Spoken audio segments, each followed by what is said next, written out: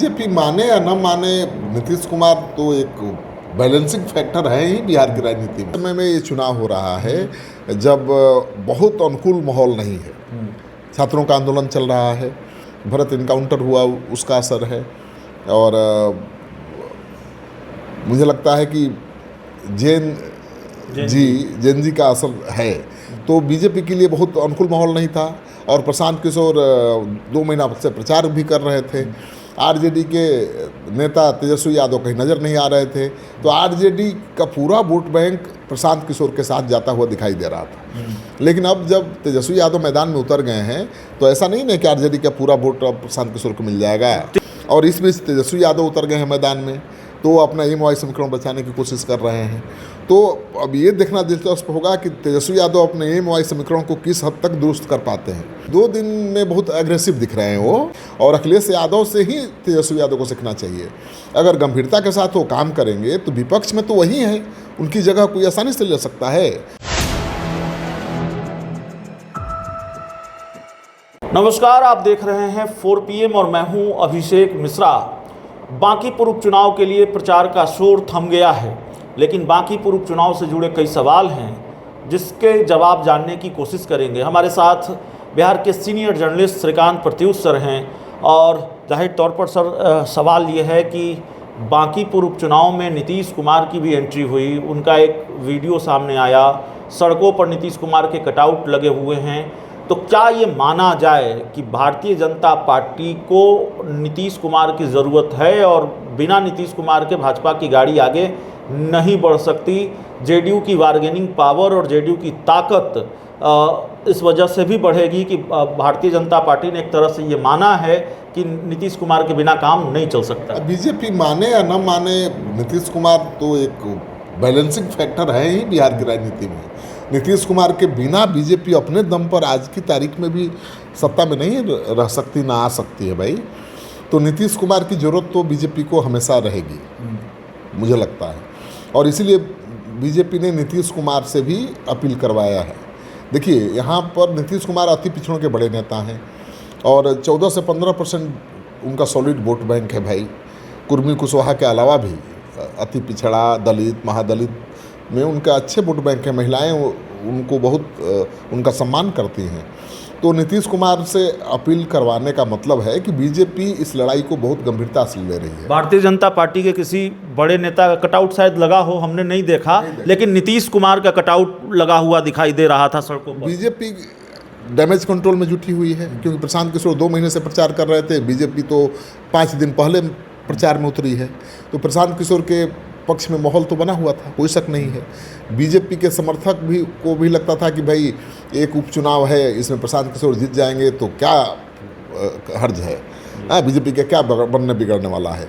लेकिन बीजेपी ने भांप लिया समय रहते, और उसने इतना जोर लगाया और ये मैसेज देने की कोशिश की कि भाई नहीं, ये उपचुनाव बहुत खास है बीजेपी के लिए, क्योंकि ये राष्ट्रीय अध्यक्ष की सीट है। बीजेपी अगर इस सीट से हारेगी तो पूरे देश में एक नया नैरेटिव बनेगा कि बीजेपी के सबसे मजबूत गढ़ में बीजेपी को विपक्ष हरा सकता है। क्या बांकीपुर के उपचुनाव ने बीजेपी को बहुत डराया भी है? वो सीट जो बीजेपी का गढ़ है, जिसको बीजेपी का किला कहा जाता है, उस उपचुनाव में भारतीय जनता पार्टी क्या डरी भी है? वोटरों के रुख को देखकर, छात्र का आंदोलन हो, या फिर भारतीय जनता AK-47 मामले पर बीजेपी मतलब सफाई देनी पड़ी हो पुलिस को, सरकार को, और उसके बाद केस वापस लेने का जो कल फैसला सामने आया। ऐसे समय में ये चुनाव हो रहा है जब बहुत अनुकूल माहौल नहीं है, छात्रों का आंदोलन चल रहा है, भरत इनकाउंटर हुआ उसका असर है, और मुझे लगता है कि जेन जी का असर है। तो बीजेपी के लिए बहुत अनुकूल माहौल नहीं था, और प्रशांत किशोर 2 महीना से प्रचार भी कर रहे थे।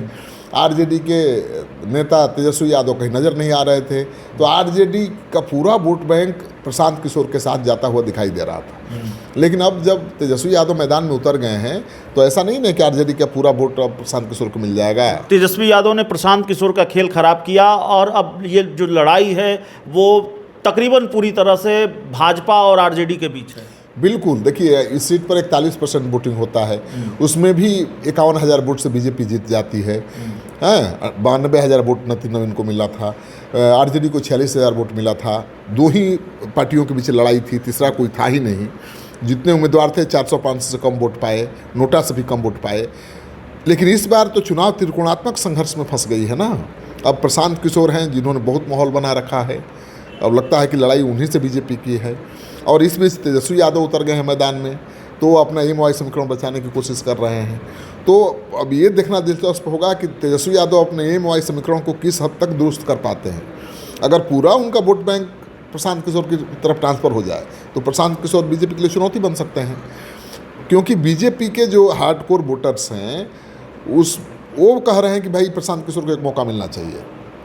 हाँ, पहले ज़्यादा कहने वाले थे ऐसे, लेकिन बीजेपी के चुनाव प्रचार के बाद, बीजेपी के ये समझाने के बाद कि उसकी प्रतिष्ठा से जुड़ी हुई सीट है, इस सीट को जीतना बीजेपी के लिए बहुत ज़रूरी है, नितिन नवीन की प्रतिष्ठा के लिए, बीजेपी की प्रतिष्ठा के लिए, तो डैमेज कंट्रोल हुआ है बहुत।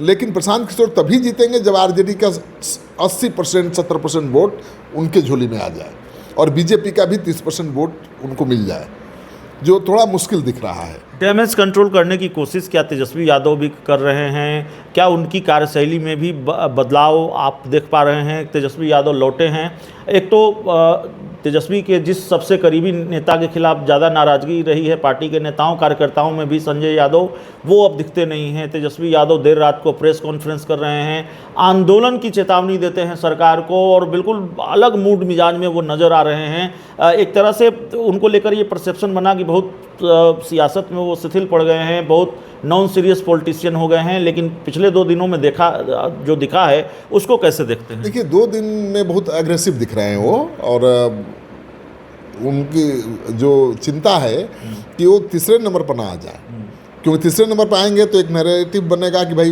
विपक्ष के जगह प्रशांत किशोर ले सकते हैं। ये बड़ी चिंता की बात है उनके लिए, इसलिए वो मैदान में कूदे हैं और चाहते हैं कि किसी तरह से दूसरे नंबर पर आरजेडी रहे। तो तेजस्वी यादव 2 दिन सीरियसनेस दिखाएंगे तो उससे उनकी छवि सीरियस नेता की नहीं बनेगी। उनको कंटिन्यूटी में काम करना पड़ेगा, सतत लगातार एक्शन में रहना पड़ेगा, थोड़ा इधर उधर जाना कम करना पड़ेगा। राहुल गांधी अखिलेश यादव से भी थोड़ा सीखना पड़ेगा। बिल्कुल, अखिलेश यादव से ज़्यादा सीखना पड़ेगा। राहुल गांधी भी बहुत मेहनत करते हैं, कोई शक नहीं है। राहुल गांधी की स्वीकार्यता भले अभी मोदी जितनी नहीं बन पाई है, लेकिन मेहनत करने में तो किसी से पीछे नहीं है। लेकिन अखिलेश यादव बहुत सीरियस राजनेता हैं और अखिलेश यादव से ही तेजस्वी यादव को सीखना चाहिए। अगर गंभीरता के साथ वो काम करेंगे तो विपक्ष में तो वही है, उनकी जगह कोई आसानी से ले सकता है, उनका ठोस वोट बैंक है, लेकिन वो सीरियसनेस नहीं दिखा रहे हैं। और इस बार अब चुनाव मैदान में उतर गए हैं तो प्रशांत किशोर की चुनौती बढ़ा रहे हैं, बीजेपी की नहीं। उनके चुनाव मैदान में उतरने से बीजेपी की चुनौती बहुत कम हो गई है, अब त्रिकोणात्मक संघर्ष हो गया है। प्रशांत किशोर का खेल खराब कर दिया है तेजस्वी यादव ने। तो चलिए, इस पूरी रिपोर्ट में इतना ही। बहुत बहुत धन्यवाद।